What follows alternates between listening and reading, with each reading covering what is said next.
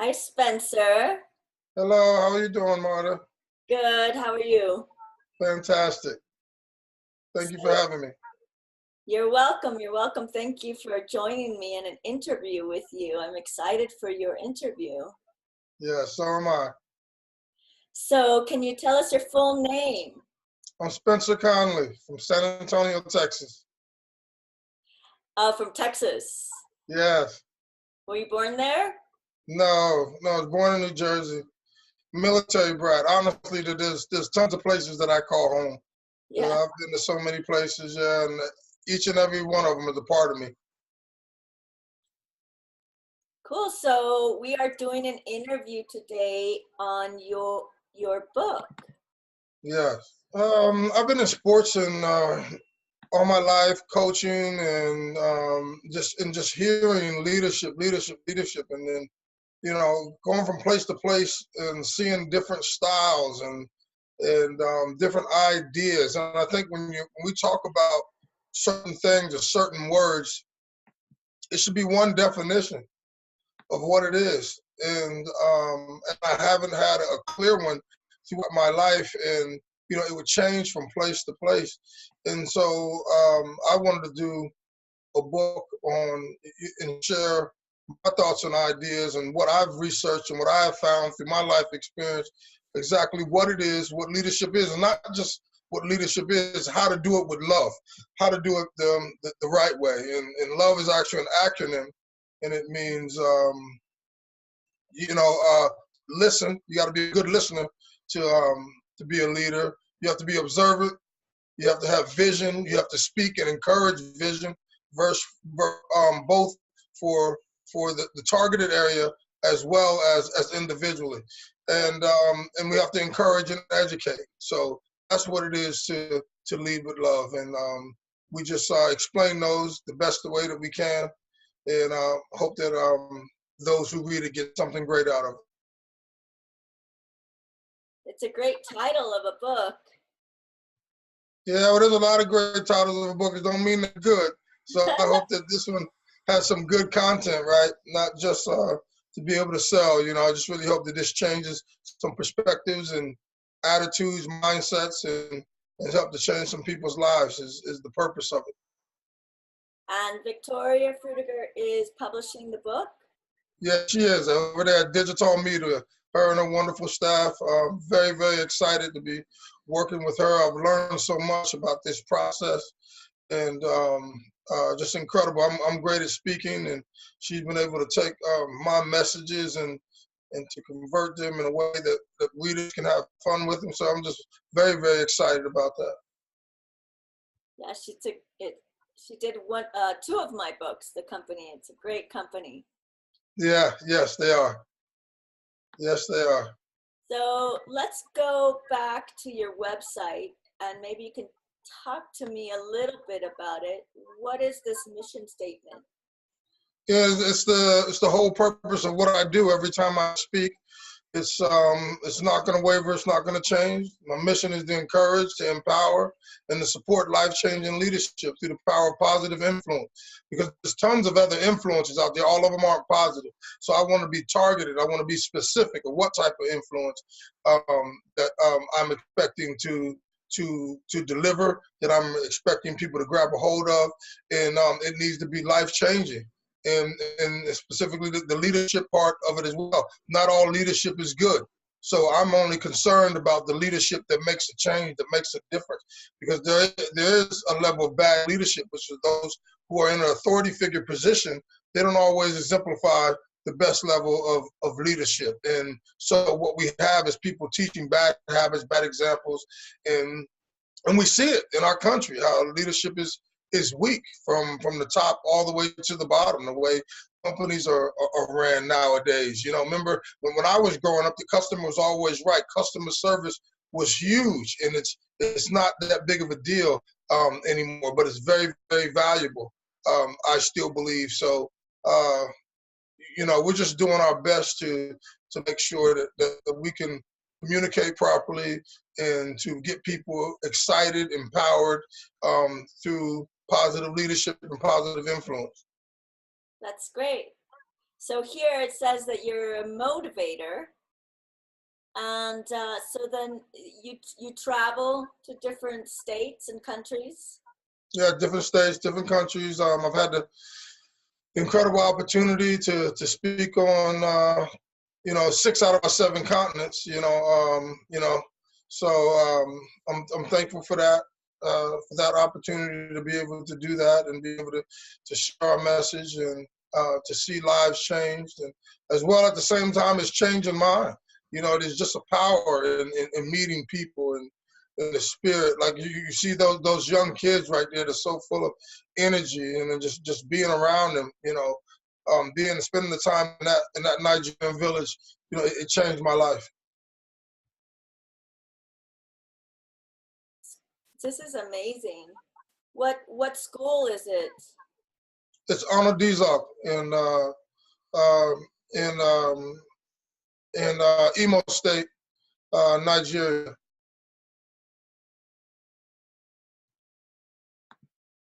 So tell me about when you're traveling to Africa. What is your experience there? It's no different than any other place. Like I don't hype on anything. I'm a people person, so that's what I'm expecting to meet and learning culture and learning the differences. And the more I learn, the more I find out we're all really the same. So it's like, people make a big deal. Oh, wow, you went to Africa. It's no different than if I go to the west side, the south side, the north side of San Antonio, or if I go to Dallas or California. We're all hurting. We're all fragile. We all need, something. And so no matter where I go, I'm attempting to deliver that, regardless of whether it's in the country or outside the country. Just showing up with purpose to encourage people to be the best that they can be. And what is this here, Football Town? Well, that's an NFL show that was on the NFL Network. I spent a lot of time in Alaska with the in the North Slope villages with the Inupiat Eskimos, and learned tons about their culture. And that happens to be the only football field on top of the world, at the farthest point in the Americas, which is in Barrow, Alaska. And I was traveling from village to village and just happened to be there. And I was asked to speak to the children, and the NFL Network caught it. Then I had the opportunity to be a part of that TV series. But at the time, Coach Brian Houston was the head coach, and now his assistant now, Chris Bell, is now the head coach. So there's a lot of great things being done in the lives of those young people up there as well. Football in Alaska, it looks cold. Yeah. So let's go through the website. Your services, the education, can you talk about that? Yeah, it's just the message. It's broken down in that way. Like if it's an educational message, whether it's delivering to at-risk, we're talking about bullying, doing rallies for Red Ribbon Week, or just to encourage the staff and administration. Sometimes morale gets low there, so it's not just one message. For a while, that's what people thought, that I only dealt with kids and young people, and that's the bulk. That's definitely where my heart is. But we speak everywhere. See, and in athletics, that message is a little different. Just trying to pull out and make parallels between the things that student athletes do on the field or in their field of play, whatever their sport is, and to make it relevant to their life. Outside of the sport. And just be able to tie those two together.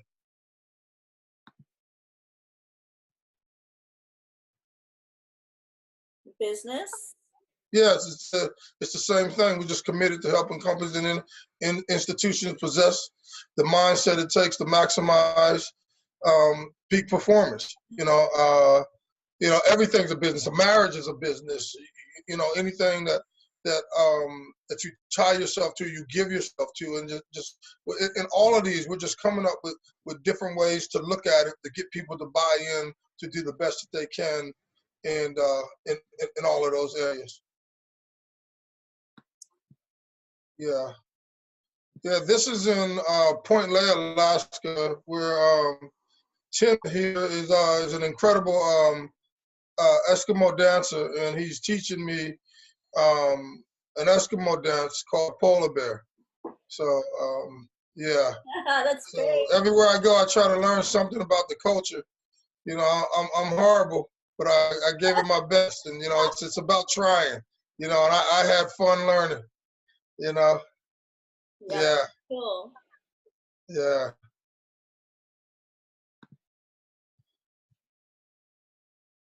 This is at a district-wide meeting for their coaches, just educating coaches on leadership and how to connect with millennial mindsets, which is a very different and difficult thing. It seems to be nowadays is coaches being able to connect with kids without being their friend. You know, you have to be able to be a friend and not be their friend. You know, and we've been struggling with that. You know, but we're getting better. We're getting better. We're getting better. So I think this is, what's that? what is this one? This is at Cal State Fullerton University. This is a message that I was given to incoming freshmen as far as the retention program on getting into school and finishing what you start. Yeah. So what caused you to name your company Too Driven? It's me. It's not something that I sit up all night trying to come up with a catchphrase or something catchy that I thought would sell. It's me. Like, you know, I'm living it. So for me to be successful, like TOO, you know, expresses a level of extreme. So um, or too much. So, you know, in our country, there's people who talk too much. We eat too much. You know, we're very excessive and we indulge deep into the wrong thing. So if I was going to do something, I was going to be successful. My drive needed to be extreme. You know, for me to overcome dyslexia, to graduate from college after 20 years, you know, all the things that I've accomplished that I didn't think that I would be. My drive had to enter the room first and consume any negative thought that I had about myself or the situation. And that's what my drive does now. And this is what we encourage, you know, is to allow your drive and who you are, your being, to consume anything negative in the room to where there's nothing else but only one option is for you to be successful. So that's how I got to where I'm at, and I know that it's a plan that works, and so that's the mindset that you have to have. So you see, it says reps along with two visions. So Too Driven is the mindset. Reps is the program. You have to be relentless. You have to execute. You have to prepare. And if you do those, you'll be successful. So in anything, you have repetition, and the more you do it, the better you get at it. Whether it's being lazy, you know, the more you do anything, Right. the better you get at it. So we're just encouraging you to be relentless about the things that you want to do, to execute them, not just aimlessly show up like some people do. Okay, I went to the gym, but you're aimlessly showing up. You're not executing a plan to lose weight, change your body, you know, and you have to prepare to do those. And when you do that, success will follow. It's the easiest thing. You don't have to plan for success if you do everything that comes before. So do you have any other books coming out? Yes, we actually, I'm not sure we'll get them all done by the first of the year, because some of them are so culturally sensitive, and there's some things that we want to look at and add to them. But I have a coloring book coming out for the Inupiat values, which is the value system of that beautiful Eskimo nation. Of people in the Inupiat Eskimo in the North Slope of Alaska. You know, I spent so much time up there, and I just found that their 12 core values are just like incredible, and they're written everywhere. You see them in every native building you go in. You can't be up there and not see them on a T-shirt or on something. And so for me, to be moved and be the first person to do a book specifically about the values. So the coloring book will come, and then we'll follow up with the actually Inupiat Value children's book, which is it's pretty much done. There's some things that I've been waiting for some time to be able to implement in the book. We're also doing a calendar for those Anupiat values, and it's incredible. It just happens to be 12 core values, and we have 12 months of the year, so it works perfect for that. I was just very, very excited about doing these books for that incredible race of people. Yeah. So why are you writing leadership books? This is something that I believe in. I mean, if I go everywhere and speak about it, and so being able to write about it and document it the way so many other great people have in history. The whole purpose of writing and most things that people wrote about a long time ago and documented because they felt that it mattered. And so, and I believe that leadership matters. I believe our penitentiaries wouldn't be as packed if a lot of those men and women had better leadership. You know, I believe the divorce rate in America throughout the world wouldn't be as high as it is if those individuals had better leadership. You know, we just sit and assume that everybody's like the Huxtables or my three sons, and we're just living this perfect life, and we're not. You know, some people are better at what they do outside of the home than they are in the home. You know, it's just the truth. You know, I've been to funerals where people, man, your dad was an incredible guy, and one kid stopped and said, well, you didn't know him. You know, so we have to be real about these perspectives, and we don't have to dig deep in people's and everybody's business, but we have to realize that these things are real, and let's just put out information to give one another an opportunity to change and advance our lives. So can people hire you for speaking? Yes. They can either contact me through my website or via Facebook or Instagram or through digital media. Okay, so I have some more questions for you. Sure. Okay, when did you first realize you wanted to be a writer?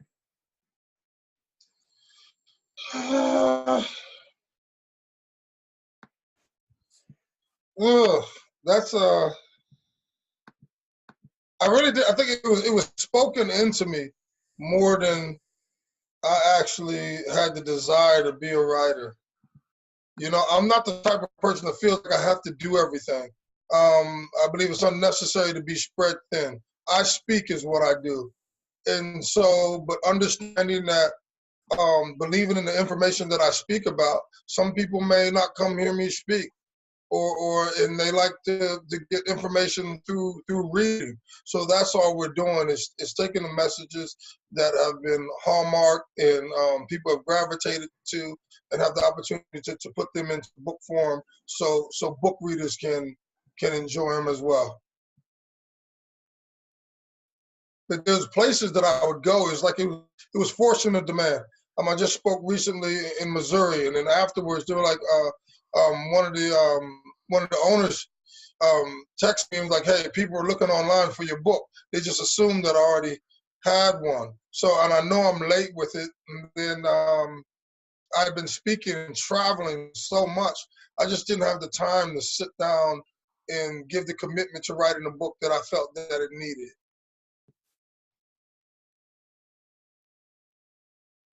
But I'm here now. We're getting them done now. Well, you know, you're so amazing. You're doing so many things. You're writing books, you're going around traveling, you're talking with people of all sorts of, in all these places. And I didn't think that I could. I had to organize my life. So now when I get on a plane, and I'm on planes a lot, I take notes. Something pops in my mind, I take notes. And then when I get the time, I fill those notes in, I fill those ideas in. And then next thing you know, I have a book on that particular subject matter. And I'm thankful for that my book isn't ghostwritten. And I'm not taking away from people who do ghostwrite, but I don't think nobody can represent me better than me. So if I can't write it, it doesn't need to be written and have my name on it. So, you know, so if it takes me longer to produce a book because I'm doing it myself, then that's what it is. Everything I'm doing has purpose before it has a dollar sign or a price tag on it. So how long does it take you to write a book? Mm, I can, I can honestly, it depends on how long it takes me to give a speech. So we're talking anywhere between 30 minutes to an hour, because what I'm doing is taking that material from a speech, having it transcribed, and then clean it and have it cleaned up to where it's into book form, and then I fill in the blanks from there. So it's really not, in that aspect. It's not difficult, because I'm not creating something again. I'm just putting it in a different format. So Lead with Love, I've lectured on it in China, everywhere I go. Sometimes I'll give it like right at the end, just talking about leadership. Hey, you're gonna be in leadership. Let me give you guys, just write these 4 things down. You see what I mean? I finally been able to take that lecture and put it into book form. So, if God's willing and I don't expire first. As of right now, I got 127 books to write. Yeah. So what I'm gonna do is try to narrow some of them down. If some of them seem like they're too similar, then I'll just make those one book. But you're talking about, those are 100 and some odd different lectures with different titles that I have. Yeah. So what is your work schedule like when you're writing? Again, I'm not. I write as the material is creative as it comes to me. Again, my books are. I don't start. Okay, I'm gonna write this book and sit in pen and pad. It's already done every time that my lecture is recorded. Right. So then once that's transcribed and put on paper, then I'm filling in holes. So the majority of the work after it's transcribed is already done for me. So I think I have a little easier way to that's great. get it done, because I speak, and that's my strong point. So being able to take it from there. Mm-hmm. Yeah, so it's kind of like free flowing, and then you're taking that inspiration and creating the book. Yes. So what would you say is your interesting writing quirk? Like mine is super fiction or magical realism. I weave fiction and accurate information. What would you say would be a little quirk of yours? I'm not a big reader. I'm a big researcher and studier. So like I can go through a book, but not like cover to cover, because I research material and information, and so it's different. I've been through the Bible cover to cover, but I haven't read it cover to cover. I've researched it. I've broke it down from cover to cover. So I haven't done a lot of reading like that. But I found myself reading more, because when I was younger, reading was such a difficult task. Being dyslexic, I had no interest in it. So as I got stronger and got better at being able to handle and control dyslexia, it came to me reading and looking at things. Sometimes where you see was, I see saw. Where you see 61, I see 91, and so that really threw me off. So now, I read a whole lot more, but I still research more than I do anything. I'm big in research. Where would you say you get your research from? I get research if it's a specific material that I'm speaking about. So if I'm talking about leadership, then I would look at other people who have done things on leadership to see comparisons, gain understandings, and then see what's missing. So if there was 10 things that everybody else was constantly saying, I would look to see if something was missing. If there's nothing missing, then I would try to come up with a different way to present it. Because if this information is true and people aren't moving, it could be the way it's wrapped. Because some people go way out of their way to sound intelligent, when just being practical is way more powerful than it is in missing people. Yeah, especially talking to kids today and going around and getting on. Well, believe it or not, people say that all the time. Adults, it is a fact. Adults have an attention span of 7 minutes. To this day, adults. And see, so and when people see this interview and see adults, yeah, you, because most adults still can't do anything without picking up their cell phone. We don't want to miss anything. Still, adults can't sit and focus. So anything that has to do with children comes from the behavior of adults. So that's the biggest place that we have to fix is having strong follow-up in the home and the things that are given to young people to succeed. You have to have strong leadership there. So what do you like to do when you're not writing? I'm a big movie buff. I love the movies. I love like bowling. I'm probably the worst out of my whole crew because I don't spend enough time doing it, but I still love to go bowl when I can do that with my friends when I'm off the road. And I like target shooting. I shoot. I spend a lot of time at the gun range shooting at various distances and targets, and that's become very relaxing to me. What does your family think about your writing of your books? What's that? What does your family think about your writing? It's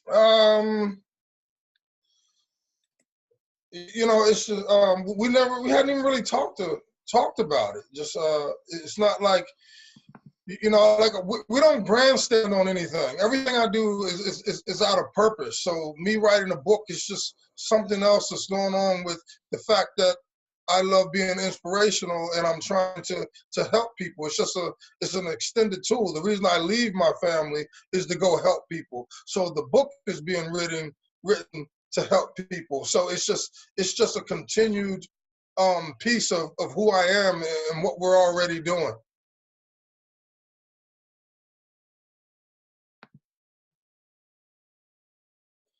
This is one of the girls you're coaching? Yeah, well, mentoring is a leadership and basketball program that I did in Alaska. Yeah, and that young lady there is just incredible, and they just caught a picture of me giving her some encouragement. Yeah.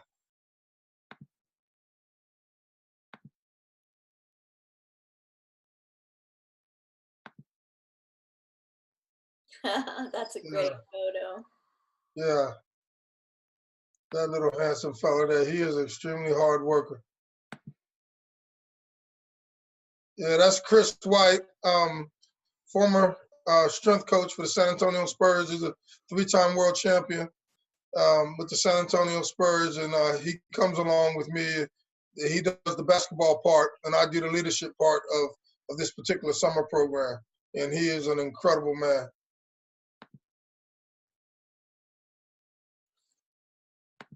And this is in Alaska, or this is in the U.S.? This is Alaska. Yeah, all those baby are Inupiat Eskimo. That's great. So what was one of the most surprising things that you learned when creating your book?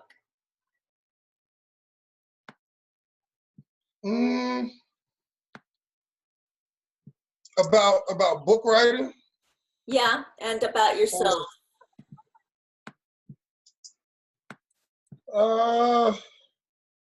There's more so about book writing. For a while, I've been at a place to where there's not anything that I can't do. If I prepare for it and I really, really want it, that's any of us. So I knew that I could do it. It was just about me taking the time, slowing down to give it the attention that it needed. I wasn't just going to throw something out there. So like I had Lead with Love in my mind since 2008. And then I was afraid to lecture it because I didn't want nobody stealing the material and finding it catchy and then putting it out before I did. Right.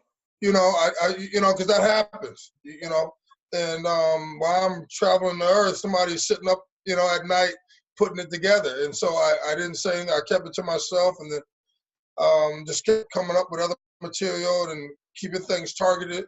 And then, you know, in the last couple of years, I said, you know, okay, I'm going to do this. And then the last time I spoke on it, I had it recorded, and then there it was. And then if it wasn't for the fact that I traveled, I could have filled in those blanks a lot faster than I did. And sometimes when I come home, coming back from different time zones, it's very difficult for me to get motivated to be bothered with anything. So, you know, I don't touch it until, you know, I'm feeling creative and really inspired to present information that matters. It's not a prestigious thing for me to be an author. It's not something for me to pat myself on the back. When I speak and when I present a book, it's to help someone become better, and because the book has helped me, you know, become better. The information that I'm giving when I speak it, when I reread it, when I'm writing it, it's making me better. It's reinforcing things that I believe in, things that I hadn't looked at for a while. It's reminding me of those things. So all of it has more to do with purpose than it just has to do with Spencer Conley. Right. So do you have any suggestions to help others when they're writing their books? Everybody's different. You know, everybody's different. I would just say focus and do your best, and just stay focused on why you're writing a book, why it's important to you for the book to be done, and be true to that is the best thing that I can say, because I don't know why other people write. Some people just love to write. It's incredible to put a book together. Reading is the one time that's the only way we got information. And then that you know, back to your question, what have I learned with writing my book? I've learned that it's a great responsibility for me to make sure that this information is true, factual, strong, and it can really help people. Because I understand writing a long time ago was full of manipulation, didn't have a lot of facts, and people wrote to sell things. Because, I mean, I'm huge into country western, cowboy movies, the old school cowboys and everything. And a lot of things that were written about those guys were lies just to sell. The amount of people they killed, the gunfights they got in. And, you know, and it's still just as impactful if we give the truth, but we have to embellish for some reason. So I'm careful with that when we see how things are written. Even nowadays on Facebook, I see how they'll put out fake media, and they'll put out and say that somebody died just to get you to click their ad and things like that. So it's just it's deceiving. So once I learned those things, I understood how many people have been manipulated by things that they've read and the things that they do. So I wanted to make sure that the information that I put out could really, really change somebody's life or reinforce something that you may already know. The people, oh, I know that. Okay, but are you living that? More important, you know, are we living the things that we know? Because just knowing them doesn't promote change, right? So it's important that the things that we know, we're able to actively live, and it resonates, because that's where the power is. Right, right. So getting with accurate information and making sure that the research is correct, and then kind of having a responsibility to your readers and to yourself. Yes, ma'am. Yes, ma'am. Holding yourself accountable. I mean, it's such a rare thing. Right. Yeah. So I'm excited to read your book. And when will it be out? Do you know? It'll be out Black Friday, day after Thanksgiving. And it will be published with digital media? Yes, yes, yes, yes. And how long has it been since you've been, have you been writing with them? This is actually, this is the first book to come out, but it's the second project. Or the third project. We started on other ones, and then the order just switched up. So we'll get the coloring book, this book, then the Nupia Value book, and then I'm excited to say that I'm gonna do another 3-book deal with digital media, and we're gonna go into the first of the year and get some good things done as well. Like that. The truth doesn't set you free. The application of truth does. Yes. See, and that's what the book is all about. You think about how many times you hear that. How many times have you heard that? The truth will set you free. It's not just simply the truth setting you free. You have to apply. How many people know that they shouldn't have sugar? They need to stop smoking, drinking, eating carbs, whatever your particular issue is. How many of us know that those things are the truth and they're hurting us? How many of us know that we should get more sleep, but we don't? So it's about, if you can't apply the truth, you're not going to be free. You're still going to be shackled and chained and a slave to whatever vice it is that's holding you from moving forward. You know, we have to share those things. And see, that's the difference between giving information and giving accurate information. Some people need to hear that because it's not simply knowing, it's applying, you know, so, you know. Yeah, that's great. So getting the truth first, then applying the truth, not just knowing it. Yes, ma'am. That's great. So let's see. When you are out promoting the book, are you going to be interested in going to high schools, or are you going abroad to different countries? Well, it's not just high schools, because that's just not the only thing I do. Like, I mean, there's, you know, we're talking about leadership. So even if it's high schools, I think that the people that lead those kids in those schools need to hear it as well, you know? So it will be everywhere. You know, I haven't even got that far. You know, I want to see, you know, where we are with it, and then we'll make those decisions, you know, as they come.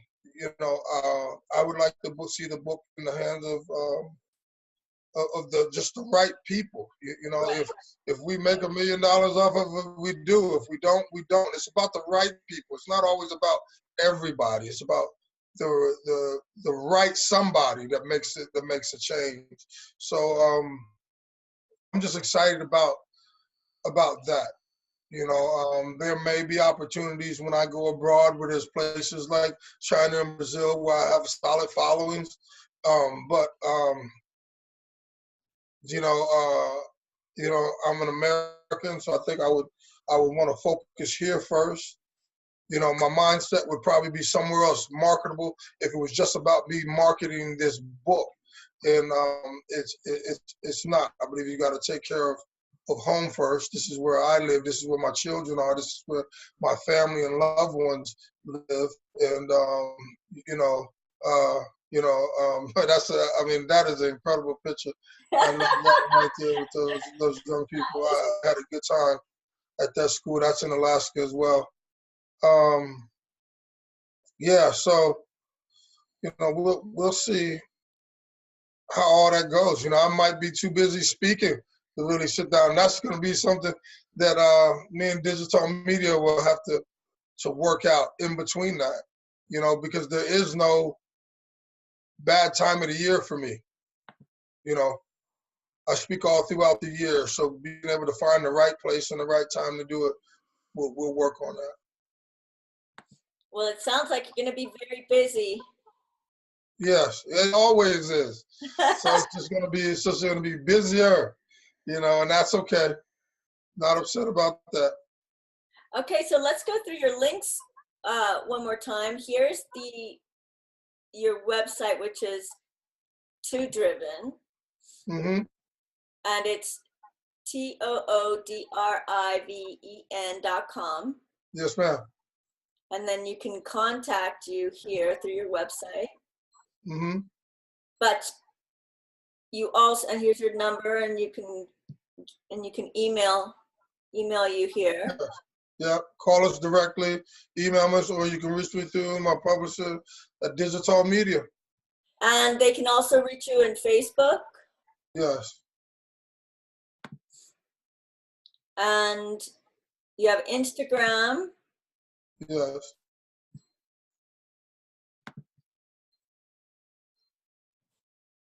And LinkedIn. Yes. Yeah, it is. Well.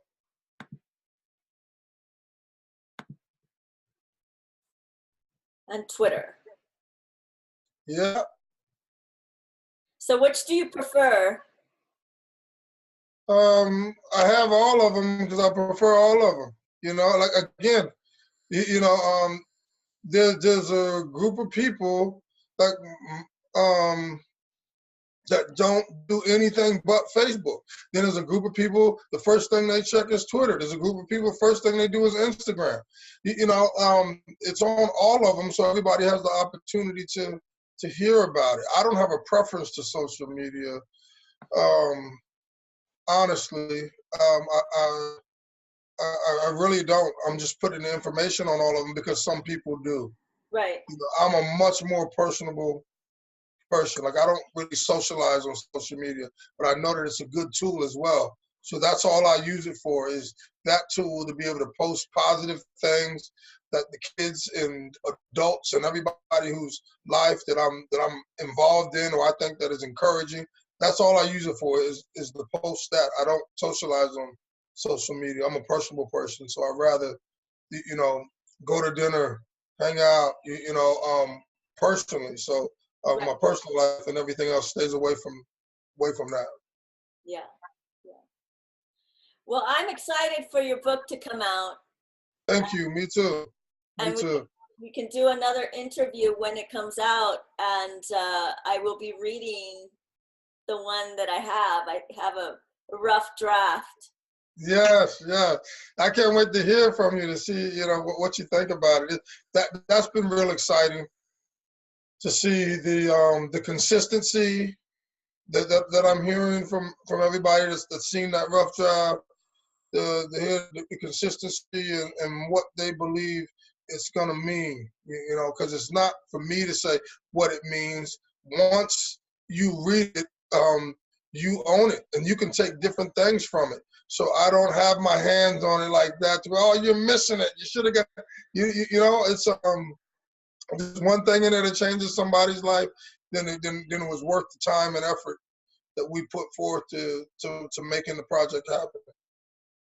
Yeah, and do you have a cover for the book yet? I have a personal cover. Like I have a cover that'll be for the first 100 books. It's mine. It's the author's cover. And so the first 100 books is a special series. And then we'll have the more market. So we're going to start working on that this week. It's still just something simple, powerful, and to the point. We'll get to working on that this week. Yeah. Okay, well, I'm excited. Yes, me too. And we shared all your links so everybody can contact you here at your website and all the existing social media sites. And the book will be out Black Friday? Yes. Day after Thanksgiving. The day after Thanksgiving. Those of you that don't know what Black Friday is. Yes. So day after Thanksgiving. The day after Thanksgiving, that's right. So we await the launch of your book.